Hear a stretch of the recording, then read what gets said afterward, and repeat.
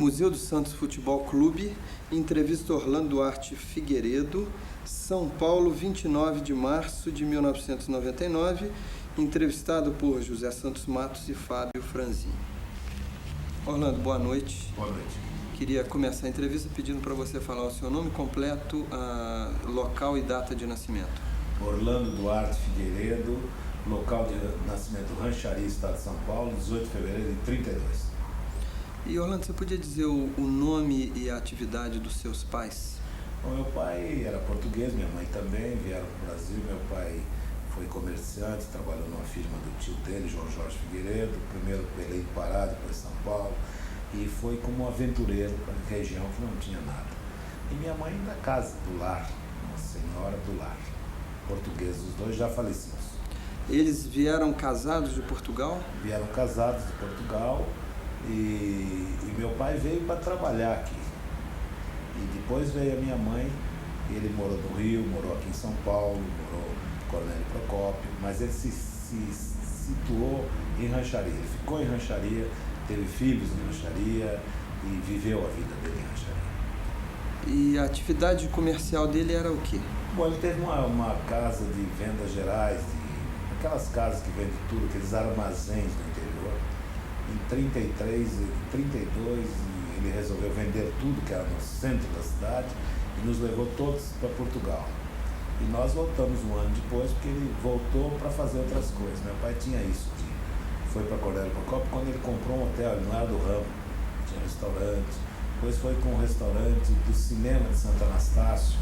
Eram assim coisas que ele fazia, mas depois, quando ele voltou para a rancharia, ele comprava algodão, comprava cereais do norte do Paraná e vinha e foi vivendo desta forma e fazendo estudar os filhos, e eu estudei até terminar o ginásio em Rancharia. Você se recorda dessa ida a Portugal? Não. Você era E muito a primeira pequeno? vez que eu andei foi no navio, na volta do Highland Princess, por isso que eu ando meio balançando. Foi a primeira vez que eu andei, foi dentro do navio, não recordo nada. Depois voltei muitas vezes a Portugal para compensar essa ida, que eu não lembro se fui ou não fui. E qual a sua primeira recordação de infância? O senhor lembra como era a sua casa lá em Rancharia? Bom, eu me lembro assim, era uma casa de madeira, né? Isso era muito normal no interior. E eu ficava vasculhando tudo com aquela curiosidade infantil.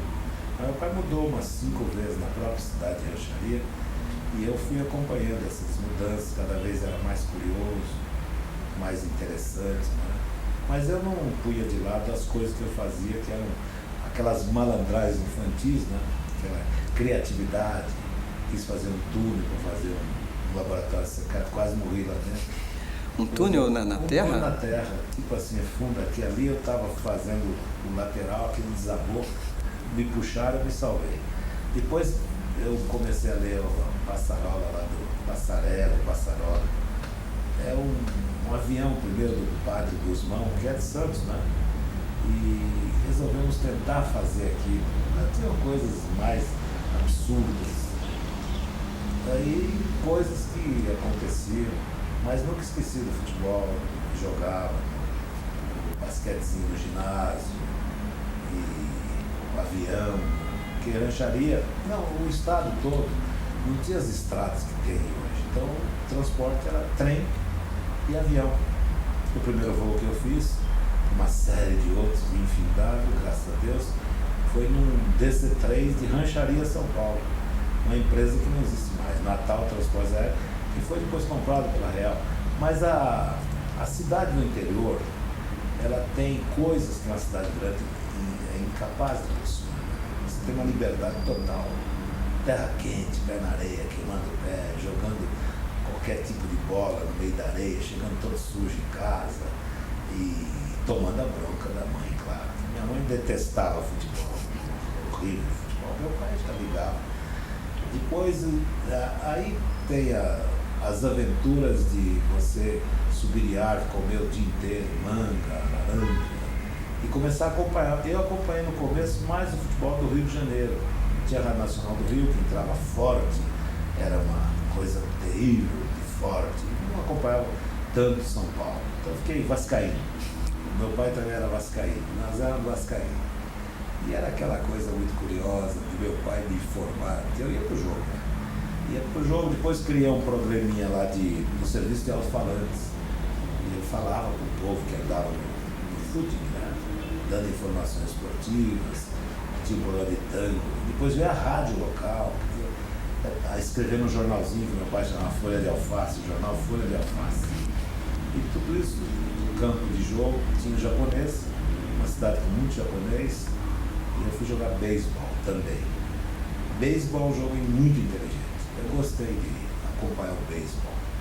Veio a guerra, né, por aquela guerra mundial terrível, e nós todos no Brasil sofremos com racionamento de sal, de trigo, racionamento de gasolina.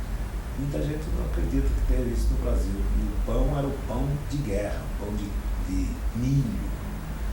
Mas eu fui feliz, minha infância foi feliz, passei o grupo primário, aquelas coisas todas que acontecem, passei o ginásio, fui orador do primário e do ginásio e também trabalhei em umas peças de teatro da cidade, né? Não podia faltar isso.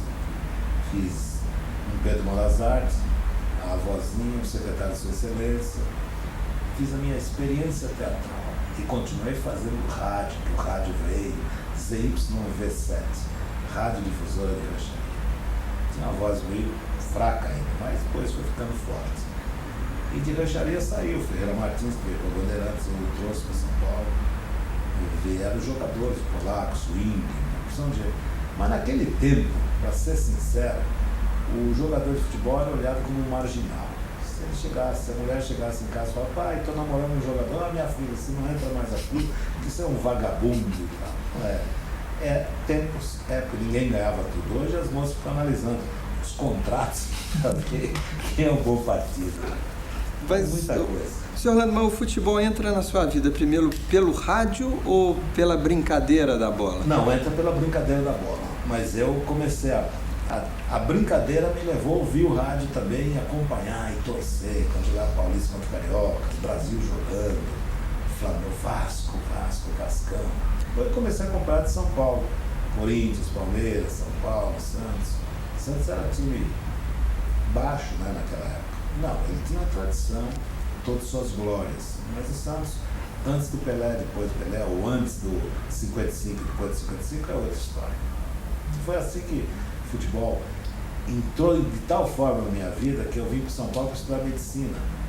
Tinha 2 faculdades aqui, era uma coisa cara, era dedicação total. Eu não tinha condição de dedicação total. Eu falei, vou fazer qualquer outra coisa, vou fazer rádio, jornal. E foi aí que eu me desviei um pouco da medicina. Eu gostaria de ter sido, mas não lamento não tê-lo, porque realmente a medicina exige uma dedicação plena e você lida com a vida humana, isso é muito complicado. Quando o esporte pode errar, não acontece nada. O senhor Orlando, o senhor chega em São Paulo, vindo de Rancharia, em que ano? 48, com 16 anos de idade. E aí, senhor... Meu pai me deixa na estação e fala, aqui você pode ser um homem ou um marginal. É mais fácil ser um marginal. Era uma primeira lição. Fui morar na casa do meu tio, irmão da minha mãe, mas ele era um pouquinho bravo, que eu ficava ouvindo rádio, porque eu me viciei a ouvir rádio esportivo. Depois não durou muito essa ligação com meu tio. Fui morar numa pensão longe, em Tucuruvi, e jogando futebol na várzea. Se jogava cada domingo num time, que era tão violento, sem conforto. Eu estava acostumado com banheiro, perdendo chuveiro, que eu não resistia muito. O senhor jogava em que posição? Centroavante. Eu comecei no gol, mas logo eu notei com inteligência que era para louco a posição. Fui para centroavante. Se erra, não acontece nada. Gol erra, goleiro erra, a bola entra. E fui um bom centroavante, modesta à parte, dos padrões da época. Eu era mais alto que os demais. Eu era filho de europeus, tinha uma alimentação diferente. Era uma vantagem. Eu era rápido, tinha limitações quanto a algumas coisas, mas eu conhecia as minhas limitações e compensava já com o fato de acompanhar muito o futebol.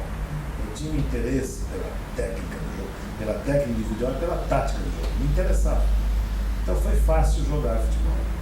Não acho difícil jogar futebol. E o senhor então ia jogando na várzea no fim de semana e ia estudando? Aqui, mas aí aconteceu um episódio, porque eu comecei a saber que futebol era jogado no Pacaembu ou de Palestra Itália, etc. Tinha os craques. Eu falei, eu já da várzea, sujeito a levar pontapé, vou para o estádio ver o jogo. Aí vi Leônidas, vi Domingos, vi craques incríveis, donos de um domínio que eu jamais pensei que alguém pudesse ter sobre a bola. Foi aí que eu comecei a não jogar. Jogar num time aos sábados, jogar com amigos, jogar em clubes organizados, mas eu não comecei a diminuir minha atividade. Lá em Rancharia eu joguei basquete também, e mais ou menos. Basquete eu gostava muito, ainda gosto muito de basquete. Joguei o beisebol mais ou menos, mais para menos do que para mais. E foi essa vida esportiva minha, uma cidade pequena que não tinha uma piscina. Rancharia não tinha uma piscina. Não tinha uma pista de atletismo. Tinha 2 campos de futebol, 2 estádios de futebol. Da Matarazzo e da Rancharias. Então você tinha que ficar ali. É essa coisa que é interessante. Talvez nós não tenhamos grandes nadadores, grandes atletas. Temos agora, porque não tínhamos essa infraestrutura básica. E o senhor se lembra a primeira vez que o senhor viu um jogo num estádio aqui em São Paulo? Olha, para ser honesto, lembro. Foi o Sul-Americano de 49, no Pacaembu. Eu fui ver o Brasil jogar com a Bolívia. Agora, adversário é que eu às vezes me confundo. Não sei se foi Bolívia ou Equador. Sei que foi 10-1. Foi na Bolívia, 10-1. Fiquei encantado, menino, fazendo gols. Eu fiquei ali na perto da Alambrada. Depois vi jogos. Eu comecei a trabalhar, né? Tinha permanente, ia pro estádio. Permanente era engraçado, era papelão. Tinha um porteiro lá, o seu Teixeira, que furava. Como se fosse passagem de metrô, de ônibus, ele furava. E a Copa do Mundo de 50 também era assim, era um papelãozinho com o nome do órgão e tal. E você tinha um perfurador modificado para saber o jogo que você foi. E o senhor então já conseguiu o primeiro emprego na imprensa, aonde foi? Bom, o primeiro emprego foi no Mundo Esportivo. O segundo foi no jornal A Equipe. O Mundo Esportivo pagava muito mal. Como só ia acontecer ainda hoje, para alguns homens de imprensa. E pagava mal e você tinha que trabalhar em outros lugares. Né? Eu fazia também a revisão do jornal. E no dia da revisão eu ficava feliz, porque a revisão era feita no Correio Paulistano e o Geraldo Bretas levava a gente comer no Carlinho. E eu normalmente comia uma comida italiana que até hoje eu lembro que me agrada muito, que é a lasanha. Uma lasanha maravilhosa. Mas hoje o restaurante já mudou dali, eu não encontro mais a lasanha. E o Bretas já morreu. E como é que era uma redação em 1950? Era uma exploração indevida, que era um cubículo, né, do Mundo Esportivo, que era semanário. Agora, dos outros jornais não, grandes, o Jornal do Tempo era grande. A última hora veio para São Paulo, revolucionou com o Samuel Weiner, a redação ali no Valeira, Baú. O Estadão foi logo aquela Major Quedinho, bela redação. A Folha viveu em alguns lugares até ir para Barão de Limeira, mas já peguei a Folha ali na Barão de Limeira. Tinha a Folha da manhã, Folha da tarde e Folha da noite. Era da Mantino Ramos, depois é que os frias de Caldeira de Santos compraram. E então, senhor Orlando, a primeira Copa do Mundo que o senhor acompanha é de 1950? 50. E a estreia foi no Pacaembu, quando a Itália jogou contra a Suécia. E a Suécia ganhou por 3-2 e foi uma choradeira, porque só tinha italiano no estádio. Aqui a colônia italiana enorme. Mas 2 meninos, Jefferson e Skoglu, acabaram com o jogo. E a Itália veio de navio, porque eles estavam com aquele trauma da morte do Torino. E os outros vieram de avião, porque os aviões demoravam, mas menos que o navio. Pegava você 11 dias, 12 dias comendo no navio italiano. Os caras chegaram sem condição atlética. Coisa que já tinha complicado o Brasil em 38 e 34. O navio comendo, não vai fazer ginástica. Romeu, em 38, chegou na França com 8 quilos a mais. Nossa. Romeu Pelletier. E os outros também vindo para cá. A vida do navio, aqueles caras ficam sentados no tombadilho e tal. Não tinha. A Itália errou. E você vê que engraçado, daquele episódio de 1978 na Argentina, a França veio de Concorde. Veio mais rápido do mundo.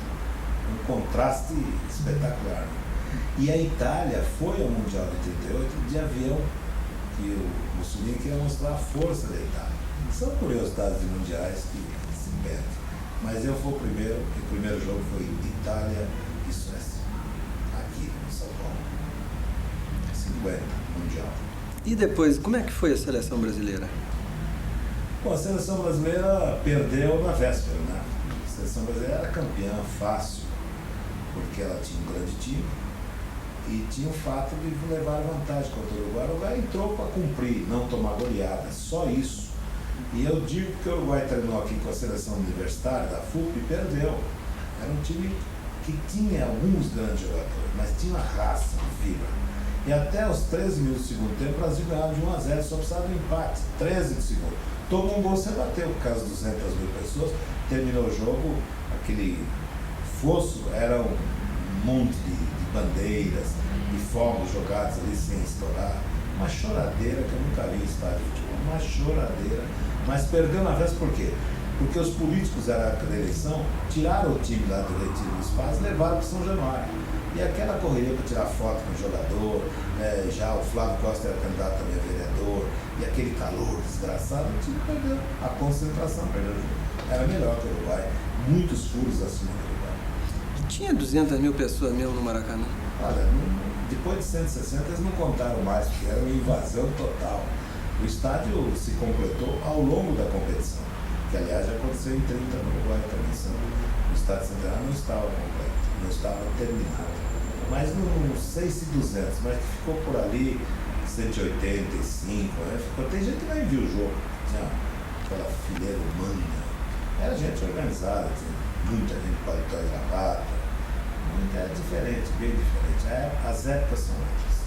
E o senhor, como é que sentiu a derrota? Uma tremenda desilusão, né? Porque eu já estava campeão do mundo. Campeão do mundo. Eu não sei porque me deu um feeling. Eu falei, isso aqui está meio campeão muitas vezes. Quando fez o gol, eu falei, agora não tem chance, né? Vai fazer o segundo e morreu o jogo. Tomou um empate, eu falei, agora reage esse time. E olha, que eu achei o árbitro ruim, Mr. Reader. Ele talvez para mostrar a independência, ele não deu um pênalti para o Brasil, mas não foi pênalti mesmo.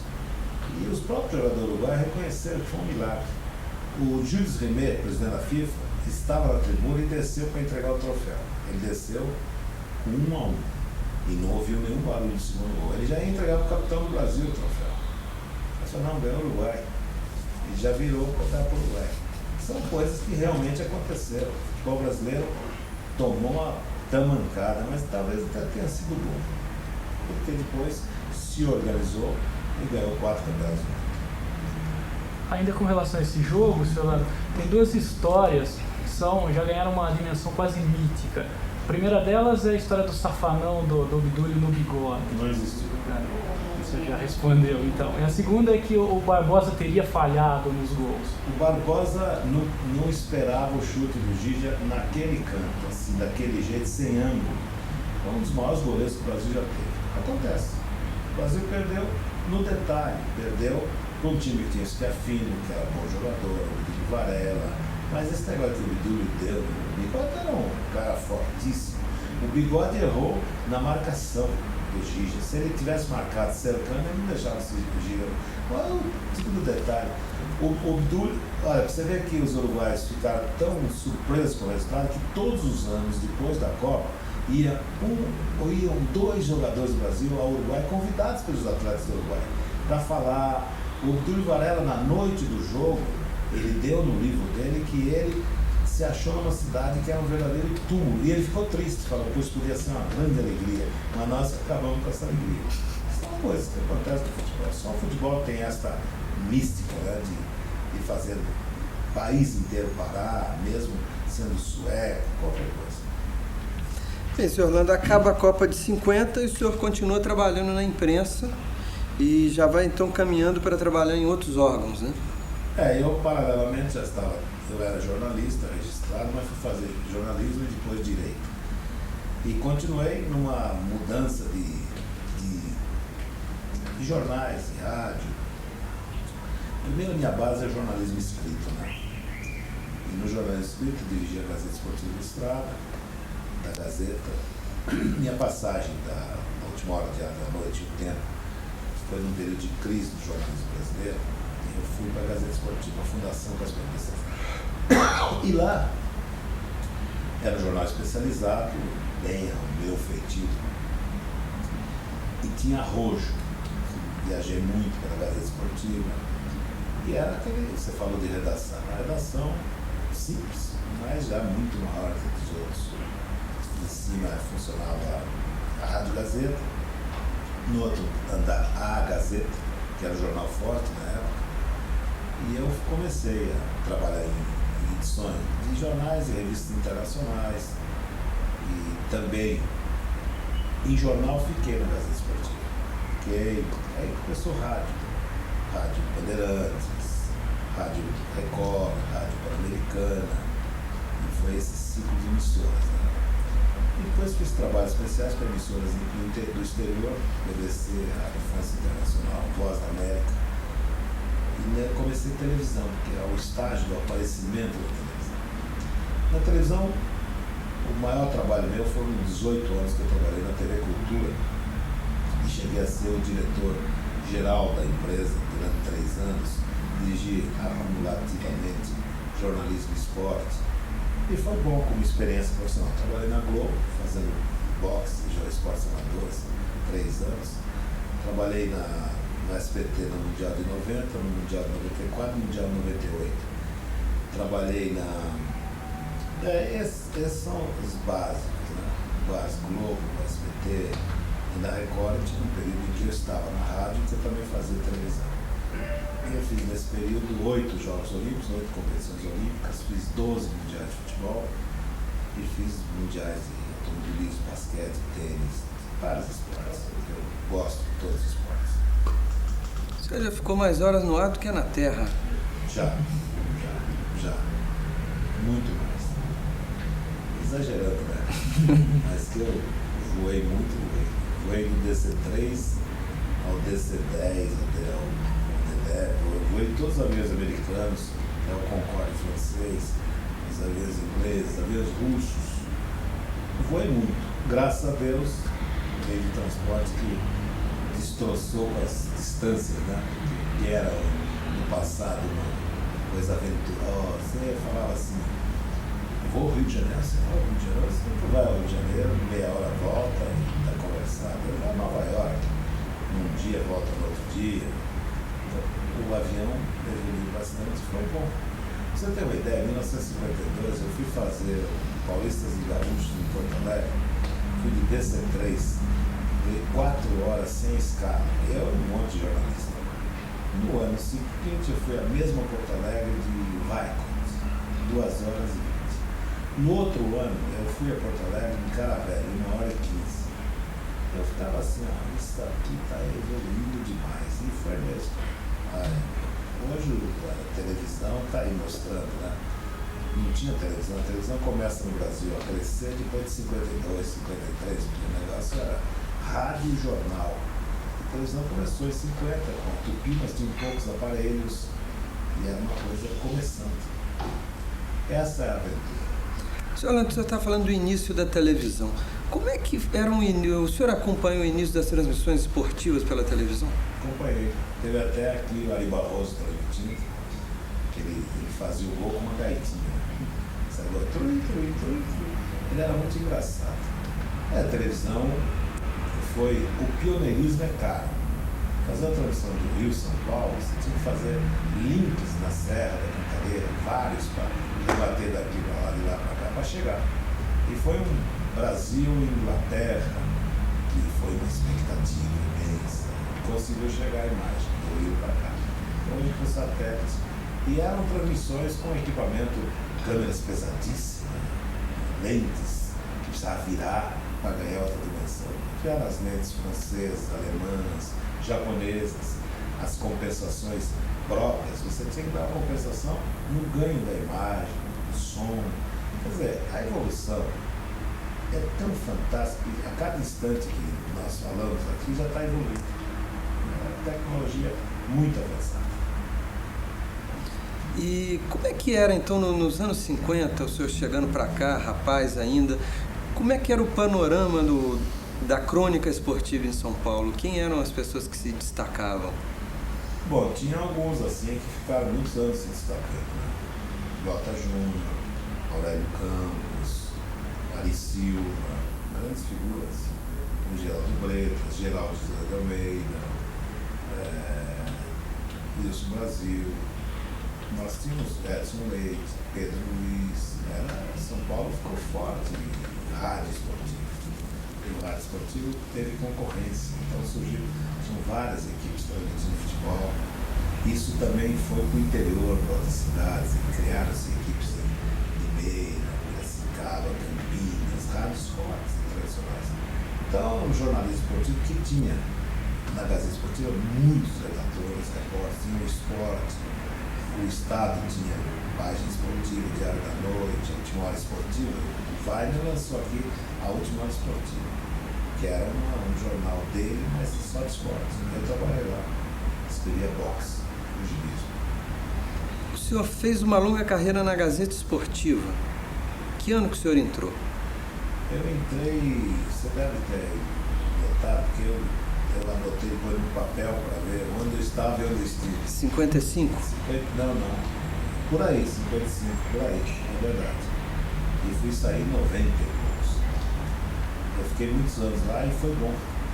Porque lá, como era um jornal esportivo, que todos os clubes convidavam para viagens, as federações e tal, e o jornal mandava, eu fui às Copas do Mundo, fui excursões. O Santos eu viajei muito.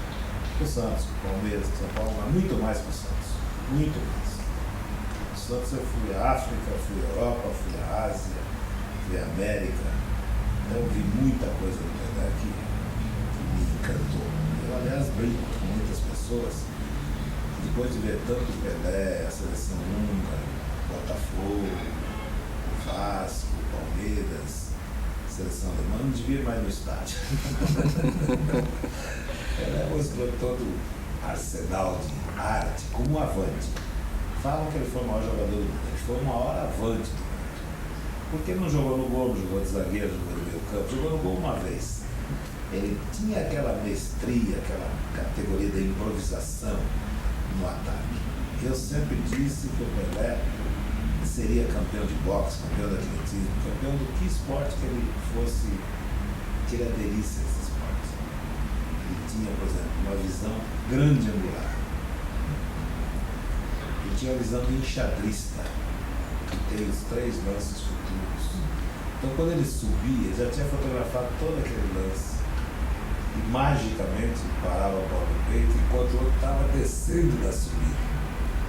Isso é uma coisa fantástica. Um menino com 17 anos que faz, dá chapéu no zagueiro de 2 metros, quase do País de Gales, fazendo a Copa de 58. Dá 2 chapéus do cara da França, da Suécia, que quase vai arrebentar a perna.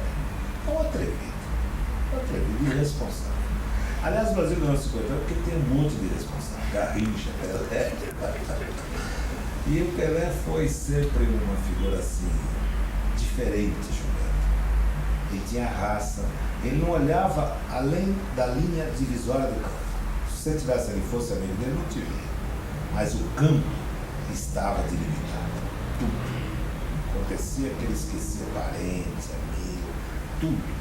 Uma vez ele fez um gol no Chile tão sensacional que, se fosse acompanhado pelo Spielberg, dava uma cena gigantesca. Ele recebe a bola na defesa do Santos, ele vai 1, 2, e o público vai fazer assim, o público chileno, era um time chileno, e ele vai. Quando está na meia esquerda, ele cobre o goleiro e o público estoura. Tem um segundinho de esperar, né? Estoura. E ele vinha aquela montanha de jogadores, e eu estava querendo fotografar, não fotografei, porque eu fiquei também esperando. E o lance foi superior à minha perspectiva de fotógrafo. E ele fala assim, foi bonito mesmo? Veja que frase. É igual o pintor termina um quadro. Foi bonito esse quadro? Foi bonito. E eu tive a felicidade de ver o Pelé. Só um minutinho, nós vamos trocar de fita. Pensei que vocês vão trocar de entrevista. Então, senhor Orlando, o senhor estava... E volta então. Ok. Senhor Orlando, então, até ser interrompido, o senhor estava falando do Pelé. Eu estava falando do Pelé porque o Pelé é um marco na história do Santos. Antes do Pelé e depois do Pelé. em que pese o grande respeito pelo time de 35, campeão, depois aquele vazio até 55, em que pese também o respeito ao time de 55, quando o Pelé começou a deslanchar, o Santos mandou no futebol, não paulista, nem brasileiro, mundial. Se há um clube que mandou no futebol mundial tanto tempo é o Santos. Durante 20 anos o Santos foi bicampeão das Américas, bicampeão do mundo, e em torneios diferenciados e com detalhe, com a entidade brasileira saindo dos torneios da Libertadores. Muito tempo. O Santos ganhou seguidamente a Copa do Brasil 5 vezes. 5 vezes seguidas. Ganhou tudo, 60 torneios no exterior, jogou na Ásia, na África, na Europa, na América, e é um time que não tinha esse negócio de cansaço, não tinha nada, ele tinha vontade de jogar. E os prêmios eram pequenos, mas o time foi dando cada vez mais, dando mais por quê? Porque foi recebendo mais. Agora as histórias começam aí, você vê, surgiu um time que tinha Álvaro, Del Vecchio, um time que tinha o Ramiro, o Zito, depois vai passando rapidamente e os maiores craques do Brasil jogaram no Santos. Carlos Alberto Torres, que foi para o Santos, era um craque no Rio, o Rildo, que era campeão do Botafogo, e ali tinha Geraldinho também, que era de Minas, no meio veio Mauro do São Paulo, Olavo do Corinthians, no gol Gilmar, que foi ídolo do Corinthians, campeão do mundo, bicampeão do mundo. Então o Gilmar e o Zito, que foi um dos maiores jogadores do Santos teve na posição, para mim um dos maiores jogadores da posição que eu vi jogar. Mengal, que veio do Sul, foi formando Dorval, Coutinho, Pelé. Aliás, no centroavante, como centroavante, Santos teve 3 exemplos de centroavantes diferentes. Coutinho foi o maior atacante, centroavante de área, que eu vi. Toque de toureiro. Fazia o gol por toque. Sem violência, sem nada. Pagão, o estilista, que recuava, lançava, e foi Pagão, Pelé e Pepe que massacraram os adversários em 1958. Quem menos tomou, acho que foi o São Paulo, 4 ou 5. Quase tomou de 6 para frente. O Palmeiras tomou 7, o Botafogo 10, o Nacional 11, o Ipiranga. Foi o ano em que o Pelé, ele sozinho, fez 58 gols. 58 gols do Campeonato Paulista. Somados muitos artilheiros, não dá porque o Pelé marcou. E marcou de todo jeito. Porque era um time que começava ali, o Dorval vencia, passava para o Pelé Pagão, Pepe que vinha. Pepe fez 500 gols como ponta esquerda. Como ponta esquerda. E um time que não fazia aqui só isso. Meteu 7-1 no Internacional de Milão em Vigo, 7-1, 8-3 no Racing em Buenos Aires. E vai por aí 6-2, 6-4 no Benfica em Paris. Porque também tinha aquela. O Santos fazia porque jogava no ataque e tomava. Tomava, mas compensava, porque ele tinha uma média superior ofensiva. Foi inegavelmente um time que deve ficar nos anais do futebol como um dos maiores clubes que já jogaram futebol por aqui, por ali, por acolá. O Santos foi assim, de jogar hoje em Nova York, viajar numa viagem mais ou menos longa, chegar para decidir o Campeonato Paulista contra o Guarani de Campinas e meter o 7-0 no Guarani de Campinas. Quer dizer, essa coisa do Pelé, do Santos está perdendo do Vasco não, do Botafogo, no Maracanã 2-0, e do Vasco, o Fontana começou, esse não é de nada, tá acabando o jogo, Pelé não é de nada, fez 3 gols seguidos, e foi 3-2. E por aí afora, e o Pelé passou a ser uma figura conhecida no mundo inteiro, quase que uma marca que era uma abertura de fronteiras. Pelé está assistindo, Pelé está aí, Pelé está aqui. Eu viajei com o Pelé, vi muito o Pelé, e não arrependo, olha, foi um grande momento da minha carreira, ver o Santos e ver o Santos com Pelé e sem Pelé. Del Vecchio, que morreu recentemente, grande centroavante. Jair Rosa Pinto foi um grande meia. Santos Vasconcelos. O Santos teve times em seguida, muito fortes, e ganhando em qualquer lugar. Também não tinha esse negócio de jogar fronteira. Me lembro de vários episódios, vou contar um para mostrar a resistência do Santos. Em 1971, o Santos, depois da Copa de 70, vai a Hong Kong. Primeiro, ele pegou um avião aqui em Congonhas para ir para o Rio, para pegar o avião do Rio. E demorou. Chegou no Rio, demorou 2 horas e tanto para seguir a viagem para Lima e Los Angeles, porque tinham sequestrado o embaixador alemão e os pilotos da Varig tinham se ficado presos na avenida aqui, Avenida Brasil. Sabe, com 2h30 de atraso, chegamos em Lima depois de 5 horas de voo. Em Lima, vamos para Los Angeles, mais um monte de horas de voo. Los Angeles troca de avião.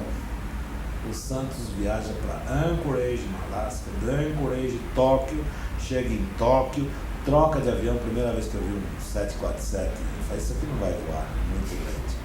E fomos 4 horas pelo mar da China até Hong Kong. Vejam o tempo que o Santos. E lá na chegada tem um monte de garotos para esperar o Pelé.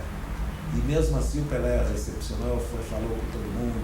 Aquele cansaço que mata qualquer time, não matava o Santos.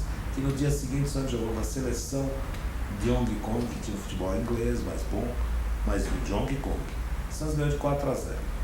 Ganhou de 4-0 e no intervalo, que é o fato que eu quero contar, o time dormiu. Dormiu.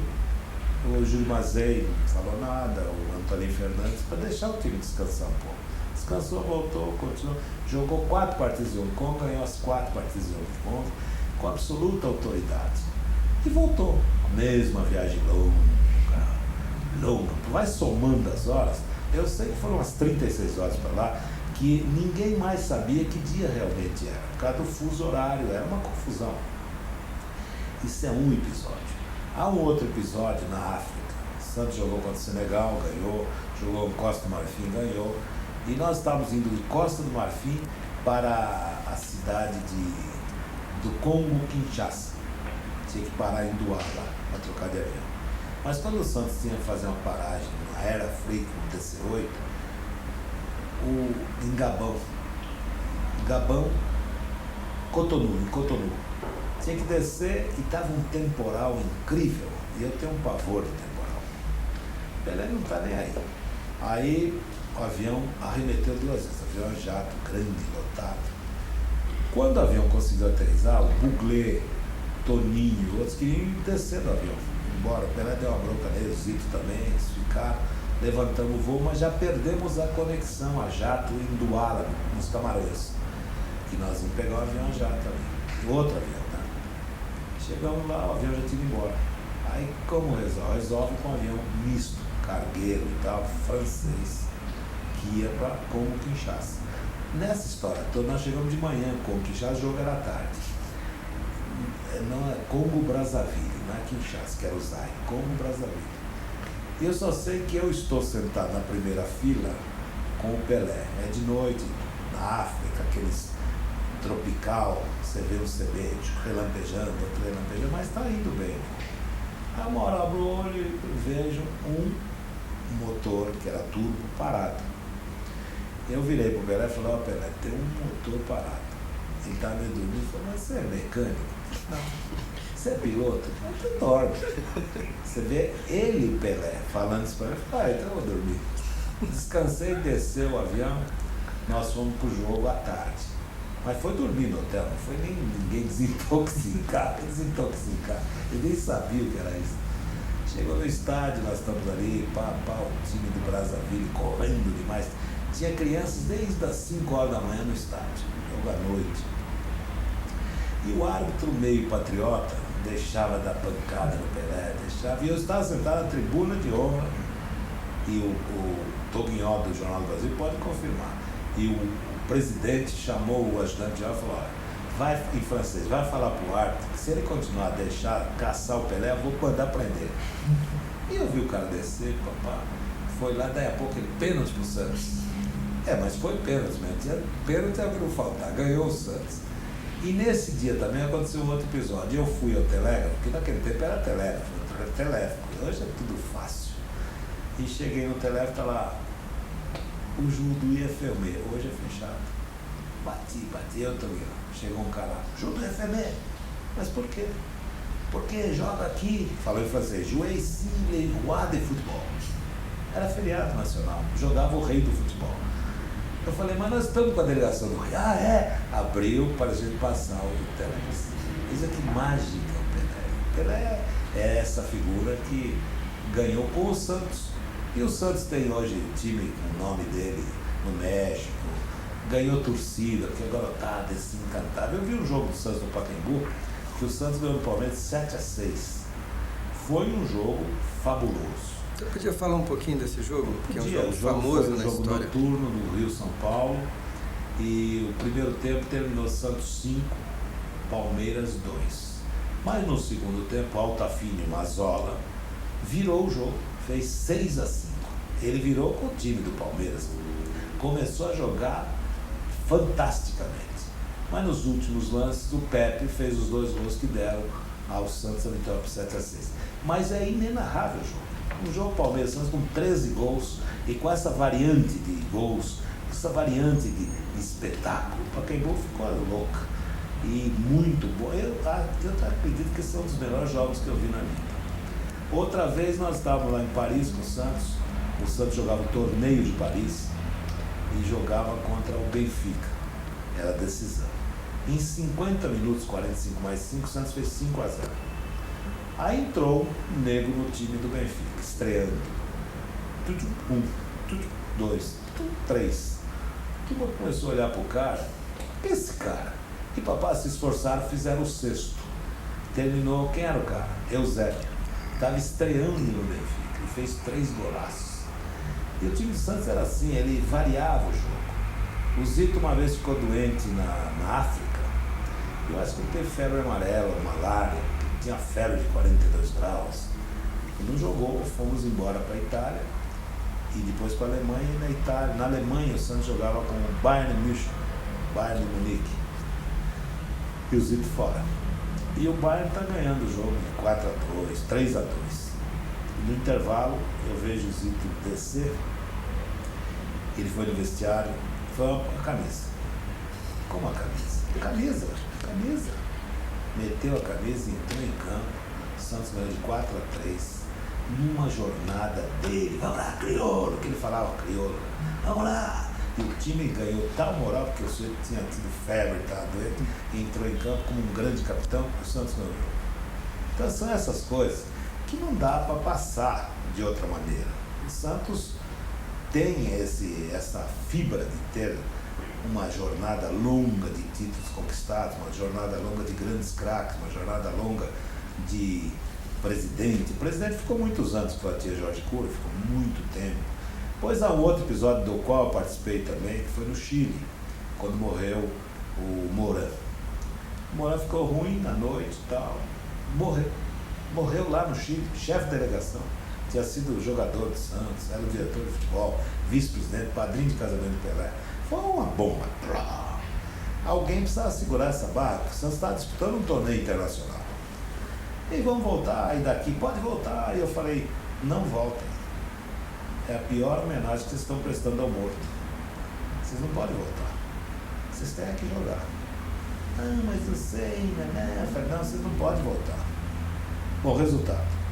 O torneio começou a ser chamado Nicolau Moran, para amenizar. Eles foram levar o defunto no aeroporto. E à noite jogaram com o Colo-Colo. E fizeram um minuto de silêncio com toque de clarim. O time de pé, chorando. Goleiro, aquele moço que morreu, que foi um grande goleiro do Santos. Estou querendo lembrar o nome dele. Laércio? Não, Laércio morreu também. Mais um outro. Muito simpático. Ficou doente, morreu, mas já dá para lembrar. E ele ali, o time todo, o time até acordar no jogo, tomou um gol. Ou tomou 2. Mas ganhou o jogo e ganhou o torneio. E aí todo mundo, realmente, que fibra. Eu falei, olha aqui. Vocês estão numa guerra e que morre um soldado, ou morre o general, vocês têm que continuar na batalha. Tem que ficar aqui, jogar. É triste, é mais triste para a família dele. Para ele morreu. Né? E o Santos continua a ter coisas como essas. São muitas, né? As histórias são muitas. Então, senhor Orlando, queria voltar um pouquinho no tempo e que o senhor contasse um pouquinho como é que foi o surgimento do Pelé. Quando é que o senhor teve contato primeiro com aquele jogador? Ele já virou notícia? Não, ele começou muito modesto e simples.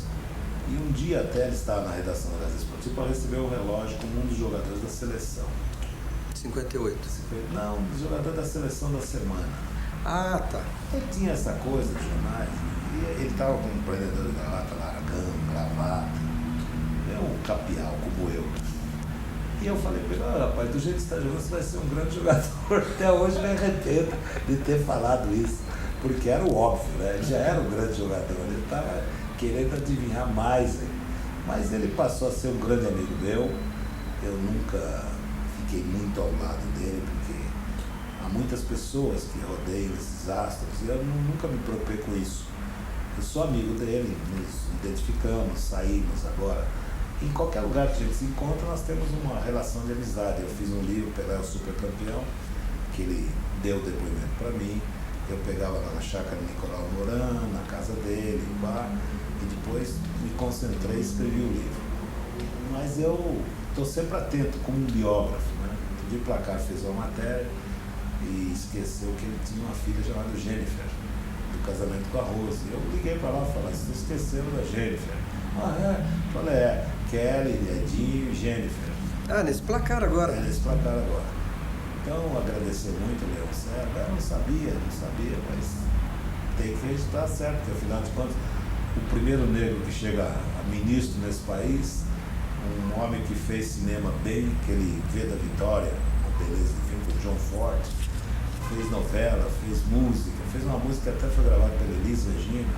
Então, é uma pessoa que se firmou pelos seus méritos individuais. Todo ídolo é assim. Ah, não é mais aquele, mas não é mais aquele, não joga futebol e continua sendo uma das figuras mais decantadas. Na Europa agora, na Copa do Mundo, quando é que ele parou? Já parou faz muitos anos. Todo mundo. Pelé é uma figura mágica, um nome mágico. E não é preciso dizer que a ONU considerou um cidadão do mundo, que ele foi numa pesquisa, ficou patente que o nome dele, a marca dele era mais importante que a da Coca-Cola. Para falar uma coisa dessa, é brasileiro. E eu também me lembro quando ele estava em dúvida se ia para o Cosmos ou não, me telefonou o Gil Mazei, me telefonou o Zoca. Ah, o Criolo não quer ir. Eu falei, traz ele no telefone. Ah, você pode não ir, mas você não está jogando fora o teu dinheiro. Você está jogando fora o dinheiro dos seus filhos. Não, mas eles querem que eu jogue. Não, eles não querem que você jogue. Eles querem que você divulgue o futebol. Resultado, ele foi para lá, tratado como rei, divulgou o futebol dos Estados Unidos, tinha escritório lá do Robert Redford na Warner, tinha um prestígio, a despedida dele foi transmitida para o mundo inteiro, Cassius Clay presente, esteve com todos os presidentes dos Estados Unidos, nos programas mais importantes dos Estados Unidos, e fez o nome dele e do Santos, da cidade de Santos e dele. E o Santos Futebol Clube nunca perdeu nada em ter o Pelé nesse auge. Não só ganhou como ele jogador, que ele jogou muitos anos no Santos, como ganhou com o prestígio que o Santos dá que ele dá na divulgação do Santos. Senhor Orlando, então o senhor já citou um episódio que o senhor viu do Pelé jogando no Chile. O senhor podia contar assim umas 2 ou 3 histórias assim da genialidade do Pelé em campo? Olha, ele é tão genial, ou ele foi tão genial jogando, que eu vi ele fazer um gol contra o Internacional de Milão, em San Siro, que é o estádio de Milão, na final do torneio Itália 61. Porque a Itália é um país unificado há 100 e poucos anos. Tivemos até a Anitta Garibaldi participando disso. É um país novo, que eram os reinados, ducados, né? E os italianos, para fazer esse torneio Itália 61, levaram as melhores equipes do mundo, Estrela Vermelha, River Plate, Santos, o Inter, o Juventus, o Roma, e fizeram o torneio. Mas era eliminatória simples. E me lembro quando a gente chegou em Turim, que os jornais puseram Sivori ou Pelé. Bom, ele acabou com o jogo, no dia seguinte Pelé acabou com o jogo. Então. Fomos para Roma, e em Roma puseram Loiacono ou Pelé, Loiacono, Pelé, 5-0. Pelé fez 2, o Coutinho fez 3. Aí fomos decidir o título, que era eliminatório assim, todo mundo já tinha se matado pela estrada, contra o Internacional em Milão, que foi buscar o Richards na Inglaterra. Richards e Pelé, quem é o rei? Ah, meu amigo, para te contar, o último gol do Pelé foi um negócio que é inenarrável, porque ele pegou a bola na lateral dele, estava 3-1 pro Santos. na lateral, tinham 3 jogadores e ele parou. E o público vaiando, parou. Veio esse, ele passou embaixo da perna. Subiu com um chapéu nesse, um chapéu naquele, e o goleiro saiu, meteu lá no ângulo. A explosão de emoção da torcida foi genial. Ele fez a torcida transformar a vaia num super aplauso. E aí tem outras histórias. O Santos foi jogar em Karlsruhe depois de ganhar o torneio Itália 61 contra um time razoável da Alemanha. E o Santos começou fazendo gols e tomando gols. Você pode ler na história dos jogos do Santos que esse jogo terminou 8 para o Santos, 6 para o Karlsruhe. Laércio tomou 3 e Lalá 3. E eu me lembro do desespero do ataque. Vocês vão tomar gol até quando? Vocês vão tomar gol até quando? Porque eles queriam acabar com o jogo. E fazia gol, eles tomavam gol. O Lula, no primeiro tempo, tirou um e depois pôs outro. E assim, velho, histórias do Santos, do Pelé, ele jogando. Eu me lembro do Tim. O Negreiros reclamou lá um dia, lá em Carranza, em Cádiz. Pois é, nós estamos esperando o quê? O Tim falou, esperando o time. Como o time? O Pelé. Ele já vem já. Pô, estamos esperando. Você está aqui porque ele está aqui. Senão o Santos não estava jogando aqui. Fizer essas coisas. Em 1963, o Pelé não saiu para a excursão com o Santos, porque ele tinha recebido uma pancada violenta no ombro lá no México, do Delacha, um argentino. E ele melhorou, tal, se recuperou, foi para a Europa. E chegou em Basel, na Suíça. E tinha uns cartazes, Santos versus Basel, seleção da Basileia. E nada mais. Aí puseram assim, Pelé chegou e joga, em alemão. Pelé chegou e joga, o estádio ficou lotado. Pelé chegou e joga. Foi 8-2 para o Santos. Ele fez 3, esqueceu o ombro e saltava. E o Coutinho fez os outros. Aí a torcida suíça invadiu o campo para carregar jogador. E eles estavam carregando o Brandão, que era de Santa Bárbara do Oeste, pensando que era um dos craques. Né? Quem é esse? Brandão, pá, jogar. Coitadinho do Brandão. Eles estavam querendo pegar e carregar o Pelé. Coisas do Pelé, do grande atacante Pelé. No livro do senhor, o senhor cita um jogo que na Volkswagen, em Wolfsburg, na Alemanha, na fábrica da Volkswagen. Eu cito, esse jogo o Santos não podia fazer pelas regras, pela legislação esportiva, porque tinha que ter um intervalo entre um jogo e outro. O Santos tinha jogado já 3 jogos seguidos e ele foi a Wolfsburg para visitar a fábrica, para jantar, almoçar na fábrica. Até o Lula falou, você entra aí depois para a gente mostrar que é treino. Deu a camisa 18 para o Pelé, umas coisas boas, 17, 16, estádio lotado. Eu fui almoçar, falei, nenhuma chance. Acabei de almoçar, o estádio está lotado. E foi verdade. O Santos ganhou. Não deu em nada, mas que perseguiam, o Santos perseguia. Era difícil, tomava o time na Europa para jogar pela seleção. Ele estava na Europa, pegaram quase o time inteiro para jogar contra a Inglaterra e o Wembley. Empatou 1-1. O Santos continuou a viagem dele jogando. Aí ele estava em a seleção com o Aimorés, estava em Stuttgart, pegaram de novo vários jogadores do Santos para jogar contra a seleção alemã. Isso o Santos tinha. O jogador queria jogar, queria seguir sem problema nenhum. O Santos Futebol Clube é um grande exemplo para as gerações atuais por essa fibra, essa disposição. No passado é chamado campeão da técnica da disciplina, antes do Santos do Pelé. Depois passou a ser o super campeão da técnica. Né? A disciplina nem tanto às vezes, mas da técnica sim. E como é que era o esquema tático que esse time do Santos de Pelé jogava? Não era assim, você pega, dá a camisa do Pelé e estamos conversando. Não era assim, porque eram só grandes jogadores. Eles mesmos sabiam suas funções. O Lula era um teórico limitado, porque ele tinha vindo da Portuguesa Santista. O Antônio Fernandes não, porque ele era um ex-grande jogador do Santos. O Antônio foi um grande meia. Mas era basicamente 4-2-4, basicamente. Às vezes 4-3-3 para marcar e evitar o gol. Mas a bola com aquele ataque era mortal para o adversário. E uma tática que é muito. Garrincha. Qual é o sistema de marcar o Garrincha? Tem Pelé. Tinha. Pelé era forte, tinha vigor. Então ele não tinha marcação adversária que o impedisse de avançar. Se o jogador apelasse para o pontapé violência, ele respondia. Ele era forte, ele nunca teve uma grande contusão na vida dele. E tal, a força dele era... E depois, com o tempo, os jogadores já começaram a temer pelo Pelé. Eu vou marcar o Pelé, o que eu faço? O que eu faço? Vamos marcar 2, Pelé? Não. Portugal, na Copa de 66, apelou para pontapé para conter o Pelé. Conseguiram. Havia esse Trapattoni da Itália que gostava de marcar o Pelé, dando pontapé. Mas o Pelé venceu todos os duelos possíveis. O Aldemar, aqui do Palmeiras, marcava bem o Pelé, sem violência. Mas não era fácil. Pelé quebrou a perna do Procópio, jogando Santos São Paulo, quebrou o nariz de um argentino no Pacaembu, quebrou a perna de um alemão no Maracanã, porque ele respondia, mas respondia de tal forma, agarrou a orelha de um jogador inglês ou uruguaio lá na Copa de 70. Ué, como é que foi isso? É porque ele, no aperto, não tem visão dupla, ele sabia onde estava o árbitro, ele agarrou o cara para puxar a orelha. Não sei se foi Matosas, um desses uruguaios. Que é aquele jogo de 70, quando o Brasil mostrou para todos os adversários que ele era melhor que eles. Porque o Brasil em 70 se vingou da Inglaterra de 66, do Uruguai de 50, da Itália dos campeonatos anteriores. E todo mundo que entrou na frente levou prego, porque o Pelé estava preparado para isso.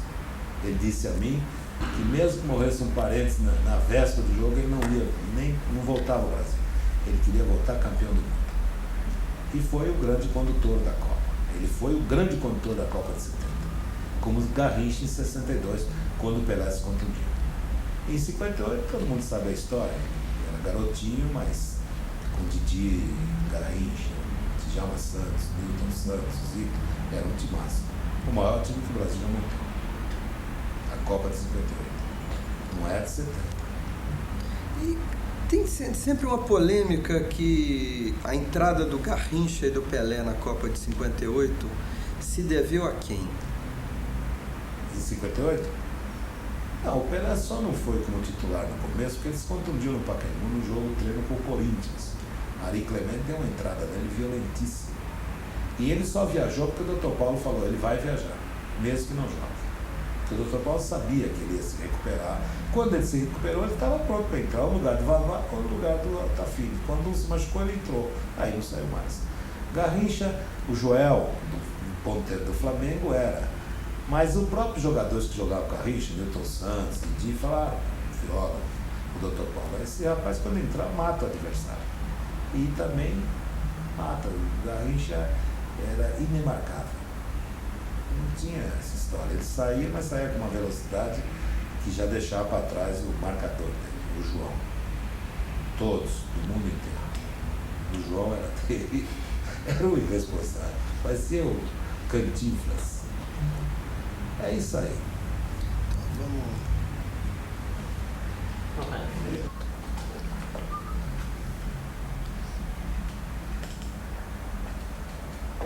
Senhor Orlando, o senhor podia falar um pouquinho, o senhor que foi testemunha aí ocular do primeiro campeonato mundial conquistado pelo Santos?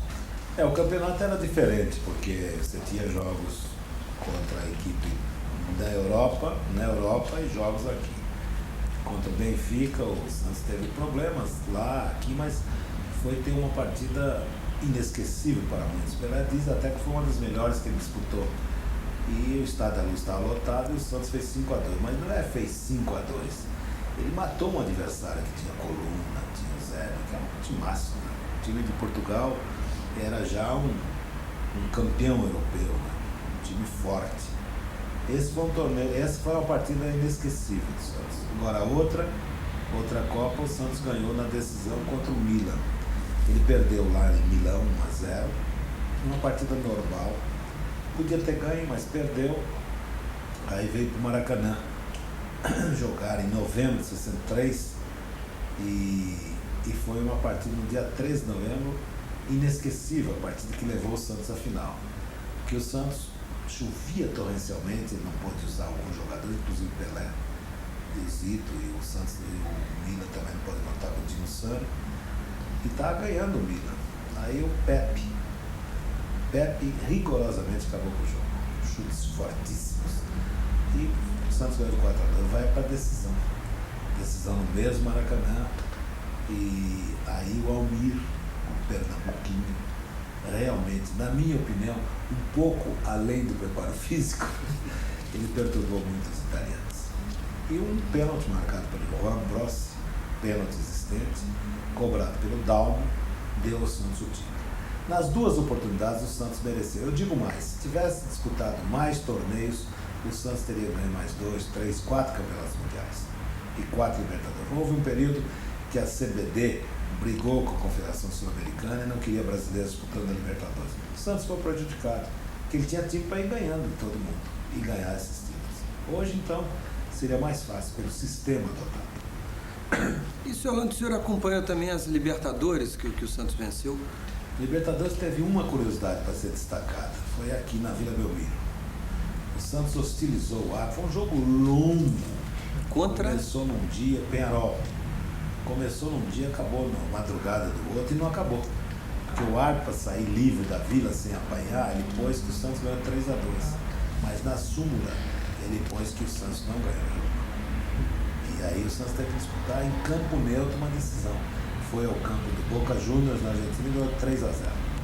Que aí ele jogou normalmente. Jogou sob pressão e não teve condições. E ganhou bem a Libertadores contra o Boca Juniors, que é uma força.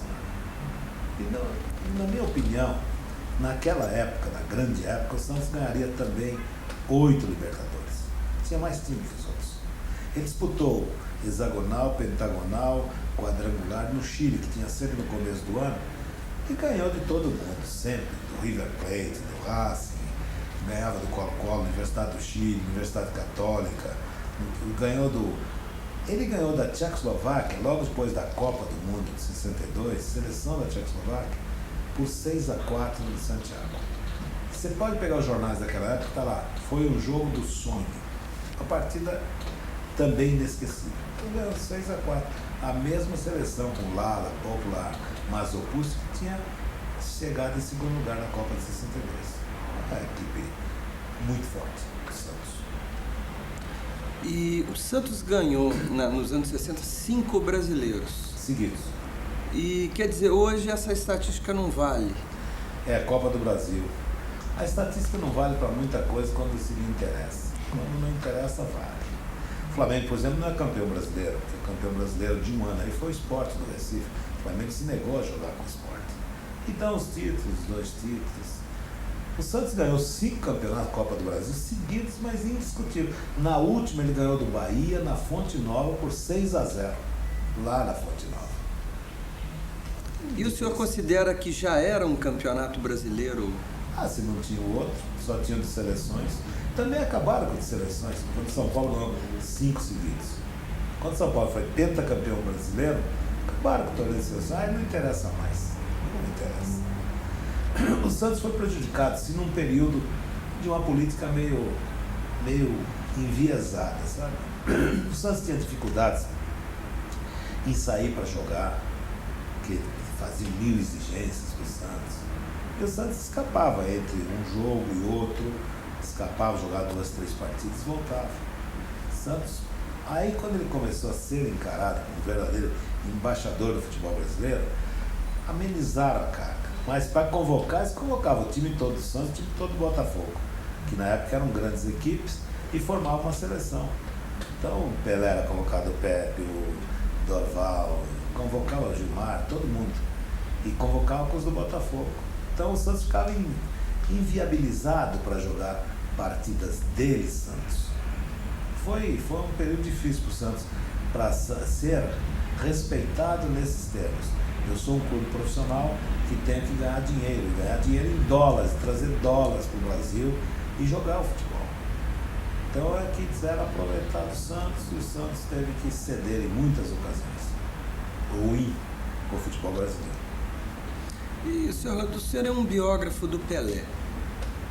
Como é que surgiu essa relação de confiança até culminar em escrever a biografia dele?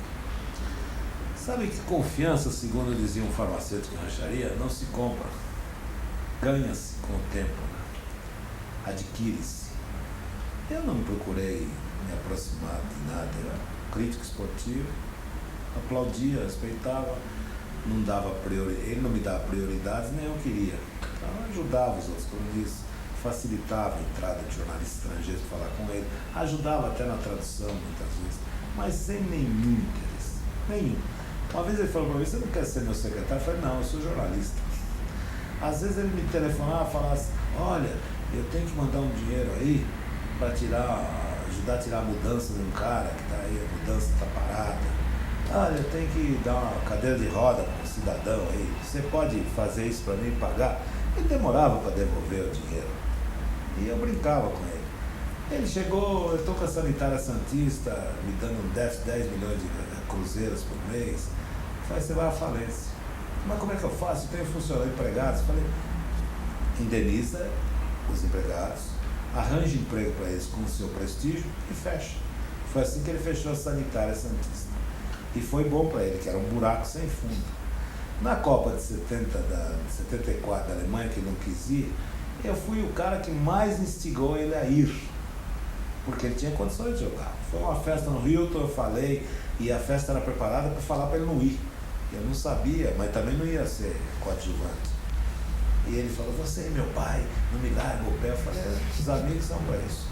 Gilmar foi falar com ele, Bellini, para ele ir jogar.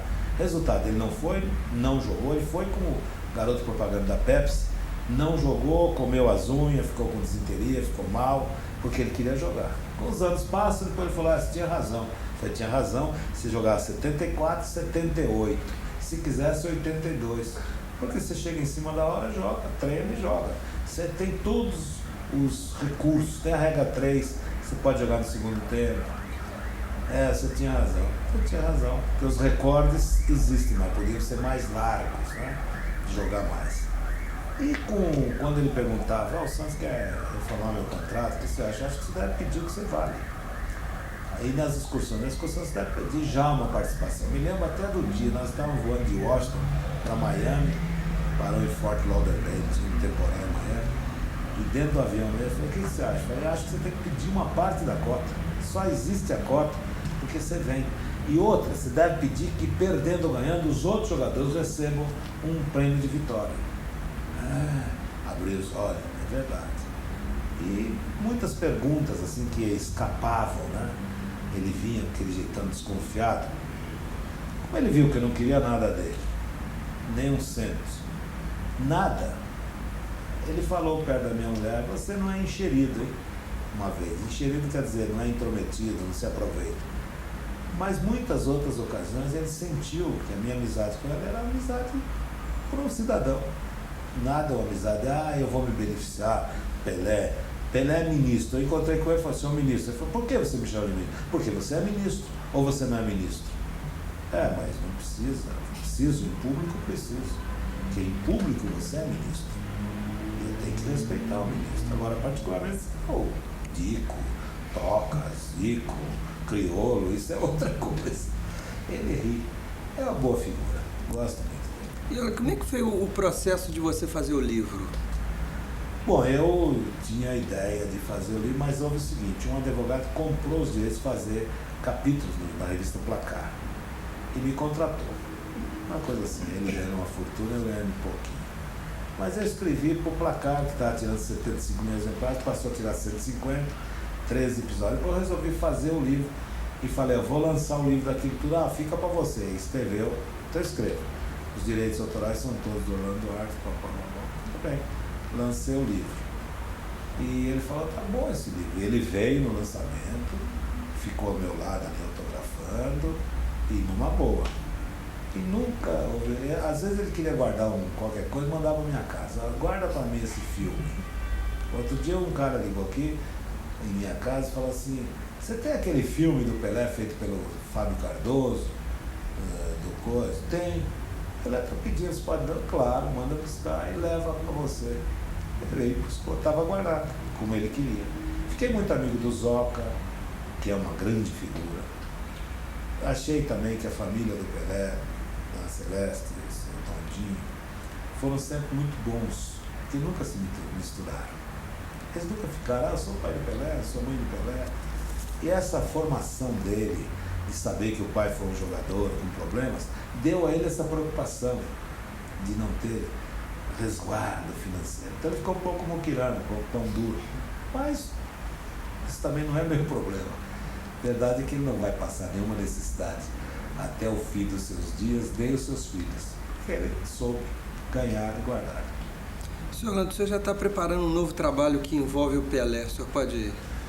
Eu estou lançando o livro Fred versus Pelé. Fred Rasch foi o primeiro grande astro do futebol brasileiro com méritos e jogou até 1935, que a FIFA tem registrado lá que o Fred Rasch fez 1.399 gols, mais que o Pelé.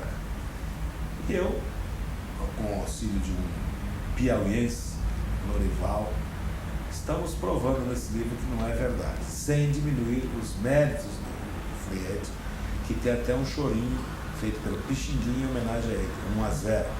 Foi o gol que ele fez na decisão do Sul-Americano de 1919, no Rio. Foi um grande artilheiro e uma grande figura. Então é só para colocar os pingos nos is, mas é um novo livro para defender o Pelé, que é a memória que tem que ser preservada. É um ídolo brasileiro que o mundo conhece. Como conhece outros ídolos, mas ele, para mim, é o maior ídolo que esse país já teve. Fábio, você quer fazer uma pergunta para finalizar? Então, senhor Orlando, é uma pergunta que a gente faz a todos os entrevistados para finalizar, que como o senhor se sente agora incluído aí no Museu do Santos, nesse trabalho aí de preservação da memória que o Santos está fazendo? Eu sabia que eu ainda ia acabar em museu. Graças a Deus, né? Para ficar gravado na história, aos pósteros. Eu fico feliz. Acompanhei as gestões do Santos nos anos todos, a esta data.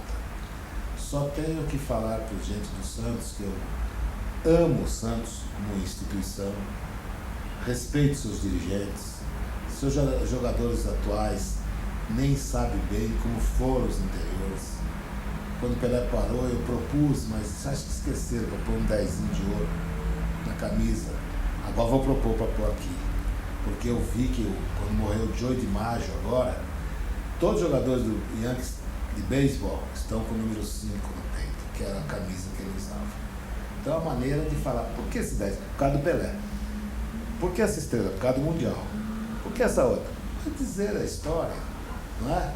Você tem que manter viva uma chama tão importante como um menino de 3 corações, tricordiano. Também se ele não tivesse 3 corações, já tinha batido com as 10. Eu fico muito feliz com essa entrevista. Quero cumprimentar a vocês por fazerem esse museu. E nós temos sim a responsabilidade de preservar a história do esporte que nós amamos tanto, que é o futebol. Um esporte mundial e que eu tenho certeza que nos lugarzinhos mais escondidos do mundo, todo mundo sabe quem é o Pelé. Todo mundo sabe. Eu testemunhei isso nos 5 continentes e considero que até evoluiu mais a marca do Pelé. A marca do Pelé foi realmente fabulosa. Pelé e o Santos. O Santos se beneficiou do Pelé. O Santos forçou a sua presença no futebol mundial muito bem, com grandes craques, mas facilitado pelo Pelé. O Pelé tem que ser cada vez mais homenageado. Senhor Orlando, então a gente agradece a sua entrevista e esperamos contar com a sua ajuda para continuar esse trabalho aí do Museu do Santos. Pode continuar comigo, contando comigo.